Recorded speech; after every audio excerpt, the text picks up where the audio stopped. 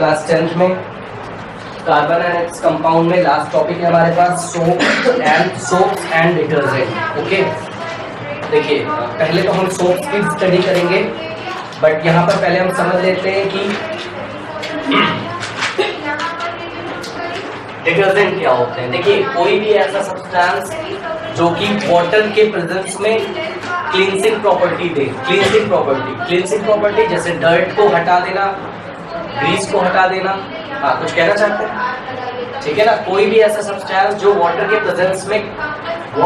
Presence में कौन सा एक्शन करे, क्लींसिंग का action, cleansing CLEANSING, cleansing action करे, उस सब्सटेंस को नाम देंगे आप क्या, डिटर्जेंट। ओके ठीक है, तो ये डिटर्जेंट क्या होता है, फिर बहुत इंपॉर्टेंट टॉपिक है, तैयार जरूर कर लीजिएगा बोर्ड एग्जामिनेशन के लिए, एक चीज है इसमें।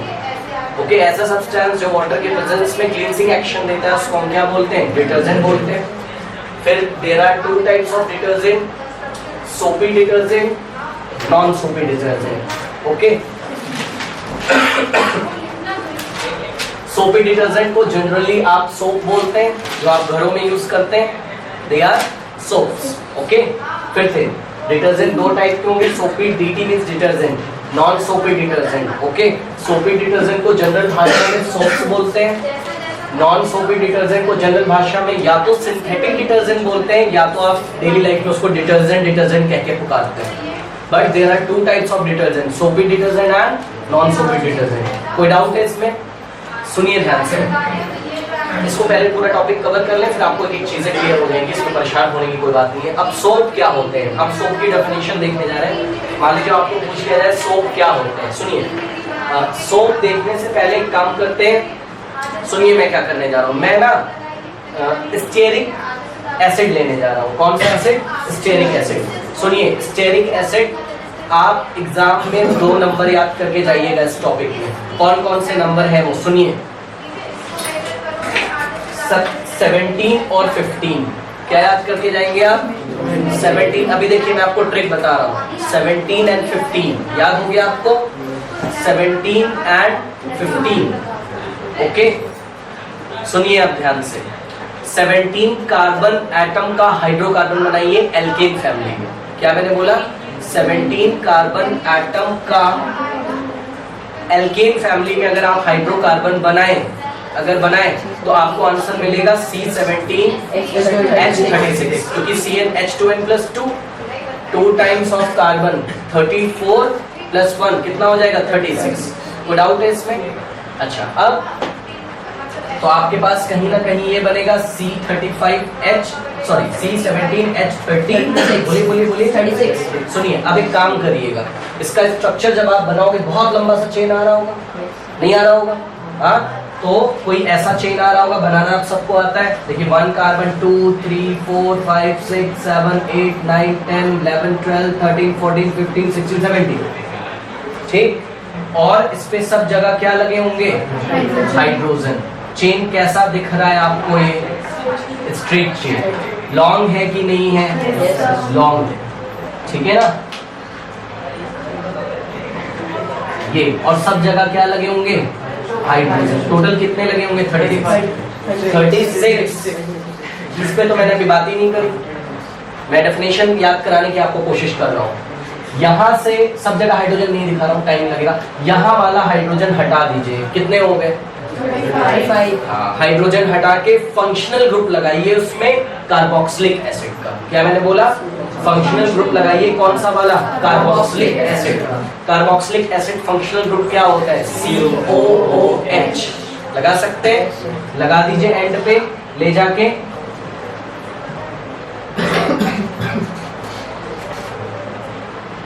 ये मैंने कार्बोक्सिलेट लिखा है, मैं बाद में डिस्कस करूंगा, उसे छोड़िए, अपना काम करिए। यहाँ पे हाइड्रोजन हटाया मैंने, यहाँ लगाया ओके, हाइड्रोजन आपने हटाया, कोई बात नहीं, आप बस OOH लगाए, क्योंकि एक कार्बन इसी चेन में से आ जा रहा है। COOH, correct. ये देखिए, अब मैं आपसे पूछूं ये क्या बन गया? आप बोलोगे ऑक्सैलिक एसिड बन गया। क्या बन गया? Oxalic acid, particular acid. Carboxylic acid बन गया। ये कार्बोक्सिलिक एसिड बन गया कि नहीं बन गया भाई? इस कार्बोक्सिलिक एसिड का नाम होता है स्टीयरिक एसिड। क्या होता है? तो फॉर्मूला आप बना सकते हैं स्टीयरिक एसिड का। क्या बन जाएगा बताइए? C17H35। नो, देखिए गलत हो गया फिर से। नो, 36 हाँ ये 17C रहने दीजिए भाई, एक C यहाँ पे भी तो है, इसको निकलो गया। तो पहले जो कर रहे थे वो ठीक था, ठीक है। 17 + 18, तो ये देखिए C17COOH, ये क्या बन गया? Stearic acid. कोई डाउट है? अब C17, हाँ तो स्टीयरिक एसिड का फॉर्मूला क्या बना बताइए? C17H35, एक हाइड्रोजन हट गया था और उस हाइड्रोजन की जगह क्या आ गया था? COOH, मत ध्यान दीजिए अभी, H, COOH। कोई डाउट है? बताइए क्या फॉर्मूला बना बताइए? C17H35COOH। ये क्या है? C17H35 एक लॉन्ग चेन है जिसमें से एक हाइड्रोजन अभी मैंने हटा दिया था, तो ये एल्काइल है। और ये कौन है? कार्बोक्सिलिक है। ये एल्काइल है, ये COH क्या है? कार्बोक्सिलिक है। और आप अगर एसिड से एक हाइड्रोजन हटा देते थे, एसिड से अगर आप एक हाइड्रोजन हटा देते थे और कोई मेटल या कोई मेटल लगा देते थे तो वो सॉल्ट बन जाता था। याद है कैसे? देखिए जैसे HCl पढ़ाया आपने, मिनरल एसिड, आपने हाइड्रोजन यहाँ चलिए हटा दिया, क्या बन गया? सॉल्ट बन गया था। यहाँ से आप हाइड्रोजन हटा दीजिए, चलिए क्या बन गया? ये क्या बन गया? ये सॉल्ट। किसका सॉल्ट बना? सोडियम सॉल्ट बना। कौन से एसिड की हेल्प से बना? स्टीयरिक एसिड की हेल्प से बना। अब समझ में आई? और वो स्टीयरिक एसिड कौन था? एक बार फिर से, C17H35COOH, वो स्टीयरिक एसिड था। H हटा के क्या लगा दोगे? Na। कोई डाउट है? कोई डाउट है बताइए? तो सोडियम का क्या बना? सॉल्ट। किसकी हेल्प से बना? कार्बोक्सिलिक एसिड की हेल्प। कोई भी कार्बोक्सिलिक एसिड होगा, ये फेमस दो मैंने लिए। कार्बोक्सिलिक एसिड का क्या बना लिया मैंने? सॉल्ट। फिर से एक बार, कार्बोक्सिलिक एसिड का क्या बना लिया मैंने? कार्बोक्सिलिक एसिड छोटी चेन वाला लिया है कि बड़ी चेन? बड़ी चेन वाले कार्बोक्सिलिक एसिड्स को हम पहचानते हैं केमिस्ट्री में, हमने उनका नाम रखा है फैटी एसिड्स। क्या नाम रखा है? ये मैंने आपको पहले भी बताया है, ठीक है। तो सोप की क्या डेफिनेशन बनेगी? सोप सॉल्ट, सोडियम सॉल्ट होता है। सोप सोडियम सॉल्ट होता है या तो पोटेशियम सॉल्ट होता है। चाहे आप यहाँ पे Na लगा दीजिए, चाहे K लगा दीजिए, बात सेम है। जो हमारे सिलेबस में हम पढ़ने जा रहे हैं, Na लगा के हमारे सिलेबस में वो हम पढ़ने जा रहे हैं। तो सोप क्या होता है? सोडियम या पोटेशियम का सॉल्ट होता है जो कि कार्बोक्सिलिक एसिड से, कार्बोक्सिलिक एसिड से बनता है। और वो कार्बोक्सिलिक एसिड छोटे चेन वाले नहीं होते, बड़े चेन वाले होते हैं। इसलिए सोप सोडियम या पोटेशियम का सॉल्ट होता है जो कि फैटी एसिड्स के सॉल्ट होते हैं, यही डेफिनेशन मैंने यहाँ लिखी हुई है, याद करने की कोई जरूरत नहीं है। देखिए, soap is a sodium salt और पोटेशियम सॉल्ट किसका? Of a long chain carboxylic acid. और लॉन्ग चेन कार्बोक्सिलिक एसिड को नाम क्या दिया है मैंने? Fatty acid. अब क्या करते हैं, क्योंकि ये सोप है, डिटर्जेंट की कैटेगरी में आते हैं, which has cleansing properties in water, okay? कोई डाउट है? इसमें आप इसको जो सिलेक्ट करते हैं C17H35 को, ये एल्काइल से आया है, तो मैं बोलूंगा कि सोप में नॉन आयनिक हाइड्रोकार्बन ग्रुप होता है। नॉन आयनिक हाइड्रोकार्बन, देखिए C17H35 पे मैंने कहीं चार्ज नहीं दिखाया है, यहाँ कोई माइनस प्लस ऐसा नहीं लगा है, तो दे आर नॉन आयनिक। ध्यान रखिएगा please, they are non ionic. अगर ये वाला पार्ट नॉन आयनिक है, ये जो लंबा सा ऐसा इसका टेल पूछ निकला हुआ है, नॉन आयनिक, इस पे अगर कोई चार्ज नहीं है। वाटर का स्ट्रक्चर आपने पढ़ा हुआ है पहले, वाटर का स्ट्रक्चर जब मैंने आपको पहले बताया था तो आपने देखा था ऐसा होता था। देखिए O इधर H, एंगल कितना होता है? 104.9 डिग्री। O पे चार्ज कैसा आता था? नेगेटिव। H पे कैसा आता था? Positive, del negative, del positive, तो water is ionic in nature, water में पोलैरिटी है, मतलब अगर वाटर में मैं उठा के ये डाल दूं ऐसा सोप, तो वाटर कौन से एंड को खींचेगा, जिस पे चार्ज है, चार्ज को खींचता है। तो ये वाला जो पार्ट होगा इसका बाद में, ये वाला पार्ट COO माइनस Na+ वाला, इसको मैं बोलूंगा आयनिक ग्रुप। क्या बोलूंगा? आयनिक ग्रुप, जिसको हमने नाम दिया कार्बोक्सिलेट ग्रुप। Carboxylate group. तो सोप में कौन कौन से ग्रुप होते हैं बताइए? नॉन आयनिक हाइड्रोकार्बन ग्रुप, जो कि अल्काइल ग्रुप होता है, जिसपे चार्ज नहीं होता है, और दूसरा आयनिक ग्रुप होता है COO माइनस Na+ या COO माइनस K+। अगर पोटेशियम होगा तो K+। ठीक है, तो वाटर के कांटेक्ट में कौन रहेगा? वाटर के कांटेक्ट में कौन रहेगा? आयनिक ग्रुप। और ये वाला पार्ट वाटर खींचना नहीं चाहता, इसको रिपेल करेगा, उसको खींच के रखेगा। तो हम इसको बोलेंगे, ये वाले एंड को बोलेंगे हाइड्रोफिलिक। हाइड्रोफिलिक मींस वाटर को लव करने वाला, hydro means water, philic means love करने वाला, वाटर को लव करने वाला पार्ट। और वाटर को हाइड्रोफोबिक, हाइड्रोफोबिक, फोबिक मींस डरना या रिपेल करना। तो ये वाटर से दूर भागेगा, पीछे का चेन, और ये वाटर के कांटेक्ट में। ये आपको बात समझ में आ गई? ये मैंने इसलिए बताया क्योंकि मैकेनिज्म में काम आएगा, तो इसको दिमाग में रखिएगा। तो there are 2 soaps in our syllabus. First is sodium stearate हमको पढ़ना है, और दूसरा हमको पढ़ना है सोडियम पामिटेट। पामिटेट अगर आप भूल जाएंगे तो पाम में कितनी उंगलियां होती हैं? 5। कार्बन कितने लेने होंगे? 5, लेकिन 5 कम होता है, इसलिए 5 से बना 15, तो आप लेंगे 15। बात समझ में आई? तो बन जाएगा अब आपका C15। सुनिए, 15 का 2 टाइम्स कितना होता है? 31। एक जोड़ दो, ठीक है। तो C15H31 और कार्बोक्सिलेट ग्रुप लगा दीजिए, that is COO minus Na+। अच्छा, बात कर लेते हैं इसके बारे में भी कि सोडियम पामिटेट ये सोप कैसे बनता होगा। तो आंसर है, ये सोप बनता है पॉमेटिक एसिड से। पॉमेटिक एसिड का फॉर्मूला अब आप समझ सकते हैं क्या रहा होगा? C35H31 COO, Na हटा दो, H लगा, एसिड बनते हैं। एसिड में ग्रुप कौन सा होता है? COOH। H को हटा दिया होगा सोडियम ने, और सोडियम ने अपना सॉल्ट बना दिया होगा। बात समझ में आई? ओके, कोई डाउट है? एक बार फिर से, सोप क्या होते हैं? जिनमें क्लींसिंग प्रॉपर्टी होती है, वाटर के प्रेजेंस में क्लींसिंग एक्शन जो करते हैं। सॉरी, सोप बोल रहा हूँ, detergent. There are 2 types of detergent, soapy detergent, non soapy detergent.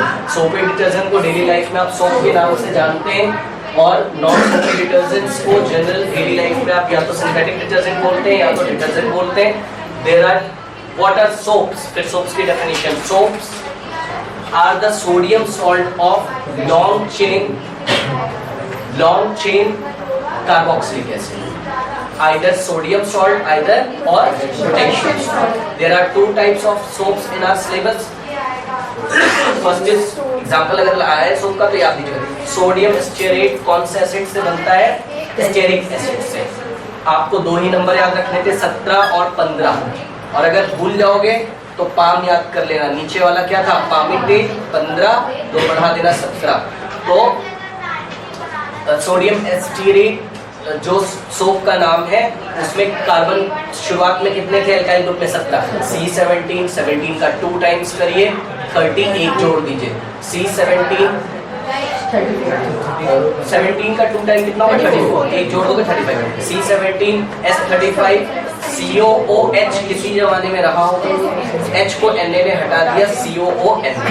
ठीक, इसमें 2 ग्रुप होते हैं, this is hydrocarbon non ionic group, alkyl group, and this is COO minus Na plus, which is carboxylate group। Water के contact में जब जाता होगा तो कार्बोक्सिलेट ग्रुप अट्रैक्ट होता होगा, और एल्काइल ग्रुप, ये जो लंबी सी चेन है, ये रिपेल होती होगी, पानी से दूर जाना चाहती होगी, जिसका फायदा हम उठाएंगे। Okay, next soap is sodium palmitate, जो कि कौन से एसिड से बना है? Palmitic acid.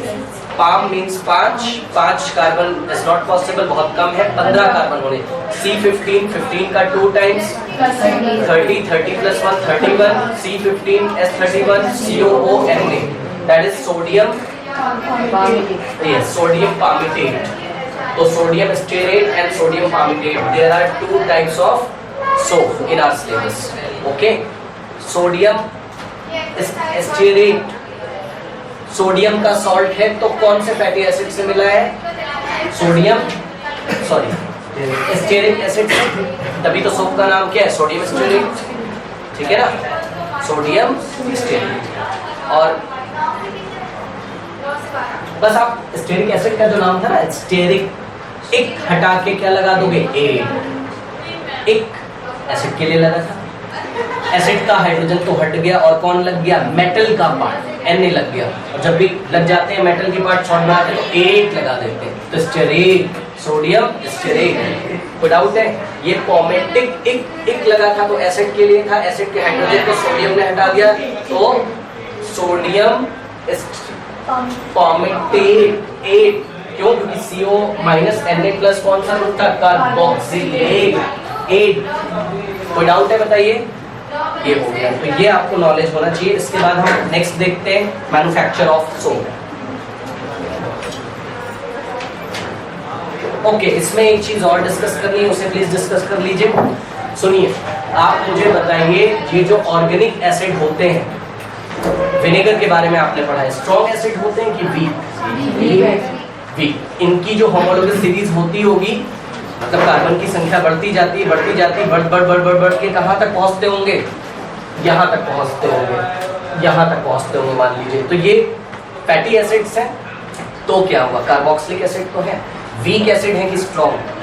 वीक, क्योंकि आपने विनेगर के बारे में पढ़ा होगा, कार्बोक्सिलिक एसिड था, तो याद रखिए ऑर्गेनिक एसिड वीक एसिड होते हैं। अच्छा, अगर ये वीक एसिड है और मुझे इसका सॉल्ट बनाना है, फिर से ध्यान से सुनिए, अगर ये वीक एसिड है और मुझे इसका क्या बनाना है? सॉल्ट, एक न्यूट्रलाइजेशन रिएक्शन मुझे करनी होगी। तो वीक एसिड को रिएक्ट कराने के लिए मुझे बेस कैसा लेना होगा? स्ट्रॉन्ग। बात समझ में? वीक एसिड को रिएक्ट कराने के लिए मुझे बेस कैसा लेना होगा? स्ट्रॉन्ग। सोप में कौन सा शब्द लगा हुआ है? सोडियम, इसलिए मैंने बेस कौन सा उठाया होगा? Sodium hydroxide, which is a strong base. तो यहाँ पर स्ट्रॉन्ग बेस एल्कलाइन कौन है? यहाँ पर स्ट्रॉन्ग बेस एल्कलाइन कौन है? Sodium hydroxide. Okay, sodium hydroxide alkaline is a strong base. तो ये देखिए सोप कैसे बनता है? सोप सॉल्ट होता है, कब बनता है? सॉल्ट कब बनेगा? जब एसिड बेस रिएक्शन होगी। एसिड यहाँ वीक है, तो वीक एसिड जो कि कार्बोक्सिलिक एसिड होते हैं and strong alkaline sodium hydroxide, तो मिलेगा क्या आपको? सॉल्ट मिलेगा। उस सॉल्ट का नेचर कैसा होगा? याद है एसिड बेस वाले चैप्टर में, जैसा आपने लिया होता है, जो स्ट्रॉन्ग होता है वो अपना इफेक्ट दिखाता है। स्ट्रॉन्ग कौन था? यहाँ बेस। इसलिए जो सोप सॉल्यूशन बनेगा फाइनली उसका नेचर कैसा होगा? बेसिक। तो याद रखिए ये भी एक इंपॉर्टेंट क्वेश्चन है कि सोप जब बन के तैयार होता है तो उसका नेचर कैसा होता है? तो आंसर है basic in nature, because the carboxylic acid was weak acid and sodium hydroxide was strong base. So that's why the soapy solution will turn. The soapy solution will turn lead red litmus to blue. याद है आपको? मैंने करके भी दिखाया था acid base वाले chapter में। ठीक है, तो ये हो गया। इसके बाद हम देखेंगे मैन्युफैक्चर ऑफ सोप।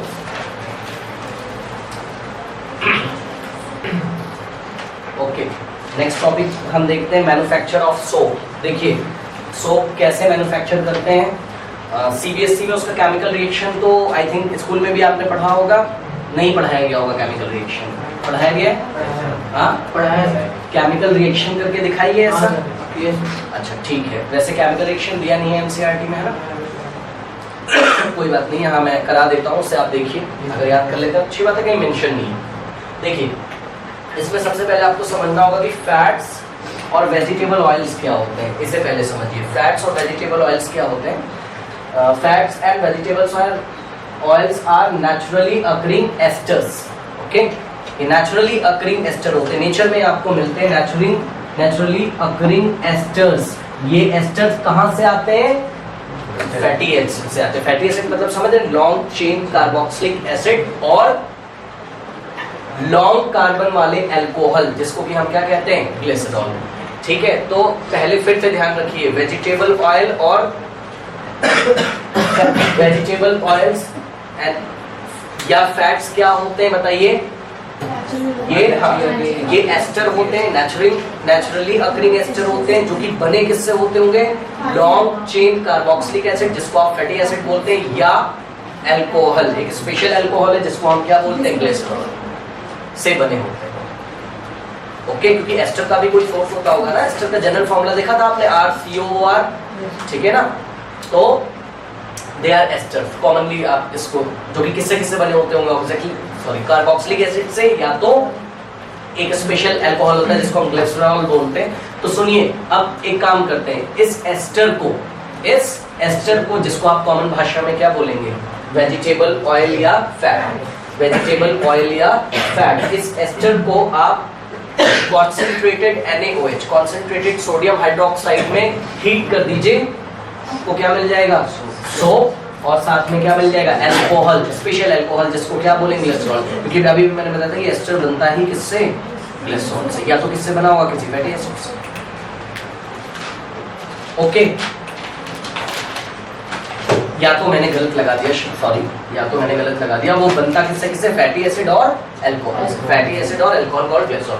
तो जब उसको आप सोडियम हाइड्रोक्साइड की प्रेजेंस में हीट करोगे तो वो दे भी वही चीजें लगभग देगा जिससे वो बना था। किससे बना था? फैटी एसिड से। तो फैटी एसिड का करस्पॉन्डिंग सॉल्ट दे देगा आपको, और किससे बना था वो? ग्लिसरॉल से, तो ग्लिसरॉल आपको वापस मिल जाएगा, ठीक है ना। तो इसकी जनरल जो रिएक्शन होगी वो फैट और oil when reacts with sodium hydroxide, concentrated sodium hydroxide, आप उसको हीट करेंगे तो you will get soap and glycerol. अब देखिए, इसमें एक रिएक्शन तो कम से कम आपको याद होनी चाहिए, ठीक है। इससे पहले, रिएक्शन से पहले सपोनिफिकेशन का फिर से आप डेफिनेशन देख लीजिए। The process of making soap by heating animal fat और vegetable oil with concentrated sodium hydroxide solution. और सोडियम हाइड्रोक्साइड सॉल्यूशन को आप और कौन से नाम से जानते हैं? Caustic soda solution. तो कॉस्टिक सोडा सॉल्यूशन, सुनिए, ये देखिए, ये लिया मैंने यहाँ पर एक एस्टर, ओके, ये एक एस्टर लिया है जिसको हम क्या बोलते हैं? Yes, ट्रिस्टरीन ester. एस्टर को क्या बोलते हैं केमिस्ट्री में? ट्रिस्टरीन। ये एक तरीके का फैट है, और फैट क्या होते हैं? एस्टर होते हैं कार्बोक्सिलिक एसिड या ग्लिसरॉल, सॉरी, कार्बोक्सिलिक एसिड और ग्लिसरॉल से बनने वाले एस्टर होते हैं। तो ये एस्टर मैंने लिया है, इसको याद करने का तरीका देखिए। ट्रिस्टरीन को, क्योंकि अभी मैंने आपको पढ़ाया था सोडियम एस्ट्रेट सोप, याद है? तो वही बना लेते हैं तो ज्यादा बेटर होगा। इस केमिकल रिएक्शन में देखिए, CH2O.CO.C17H35, CHO.CO.C17H5, CH2.CO.C17H5। याद करने का तरीका देखिए, आपको C17H35 तो चाहिए, C17H35 तो चाहिए, ठीक है ना। तो 3 बार लगा दीजिए, C17H35, C17H35, C17H35, और साथ में क्या लगाइए? CO, CO, CO, ठीक है। सेंटर में लगेगा CHO, ऊपर नीचे क्या लगेगा? CH2O, CH2O। उसका रीजन है क्योंकि ये वाला जो कार्बन होगा, इसकी वैलेंसी अगर आपको 4 बैलेंस करनी है तो देखिए, एक तो नीचे बॉन्ड बना रहा है, 2 हाइड्रोजन से बनाएगा और एक किससे बनाएगा? ऑक्सीजन से। लेकिन अगर आप इसको यहाँ पे ध्यान से देखें, ठीक है ना, तो ये कार्बन ऊपर नहीं कनेक्ट है किसी से, लेकिन मिडिल वाला ऊपर से भी कनेक्ट है, नीचे से भी कनेक्ट है, तो कहीं ना कहीं एक हाइड्रोजन कम लेगा ये, क्योंकि इसके 2 बॉन्ड बन रहे हैं कार्बन के साथ। टोटल कितने बनाता है? 4। तो एक ऊपर एक नीचे इस हाइड्रोजन के साथ बनाता होगा इस ऑक्सीजन। अब समझ में आया बीच में हाइड्रोजन कम क्यों है? तो बताइए, ट्रिस्टरीन का फॉर्मूला क्या बनेगा?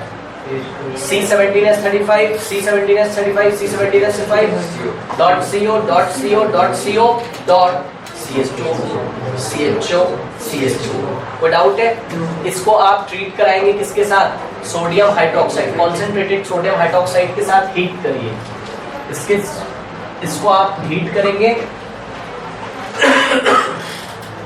तो देखिए कितने C17H35 बैठे हुए हैं यहाँ पे, 1 2 3, इसलिए सोडियम भी आपको कितना चाहिए? 3, क्योंकि बनना क्या है? C17H35 CO, तो इसलिए NaOH के आगे मैंने क्या लगा दिया है?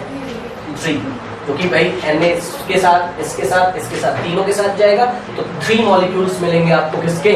सोडियम एस्टेरेट के। तो 3 टाइम्स C17H35 COO Na, जिसमें कि ये वाला C17H35 non ionic, COO -Na plus carboxylate ionic group है जो कि वाटर से अट्रैक्ट होगा, और साथ में आपको ग्लिसरॉल मिल जाएगा। क्या मिल जाएगा? ग्लिसरॉल मिल जाएगा। ओके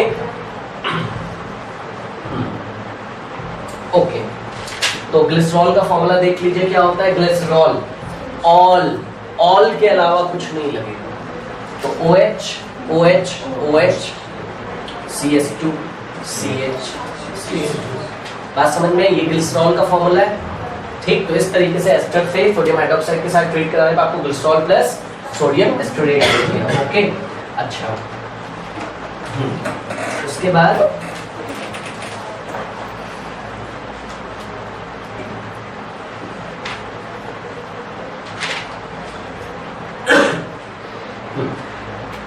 सुनिए, इस प्रोसेस को हम सपोनिफिकेशन बोलते हैं। अब ऐसा नहीं कि आप वेजिटेबल्स, ऐसा नहीं कि आप एनिमल फैट को ही सोप बनाने में यूज कर सकते हैं। आप वेजिटेबल ऑयल जैसे कि कैस्ट्रॉल ऑयल है, कॉटन ऑयल है, सोयाबीन ऑयल है, या कोकोनट ऑयल है, पाम ऑयल है, ठीक है, ये सारे ऑयल्स का यूज करके भी आप सोप बना सकते हैं। किसी के स्कूल में शायद बनवाया भी गया होगा, नहीं कराया गया, ठीक है, कोई बात नहीं। इसके बाद हम देखेंगे कि हम सोप की प्रिपरेशन कैसे कर सकते हैं, और सोप बनाते टाइम हम सोडियम क्लोराइड क्यों मिलाते हैं। इसमें कोई डाउट है बताइए? ये रिएक्शन आपको आनी ही चाहिए। ओके, उसके बाद हम देखेंगे स्ट्रक्चर ऑफ सोप, जो कि आप देख भी चुके हैं। फिर हम मैकेनिज्म देखेंगे सोप कैसे क्लीन करता है, एंड लास्ट में हम लिमिटेशंस देखेंगे सोप की। उसके बाद डिटर्जेंट्स, ये टॉपिक हमारे लेफ्ट हैं, इसको हम नेक्स्ट क्लास में करेंगे।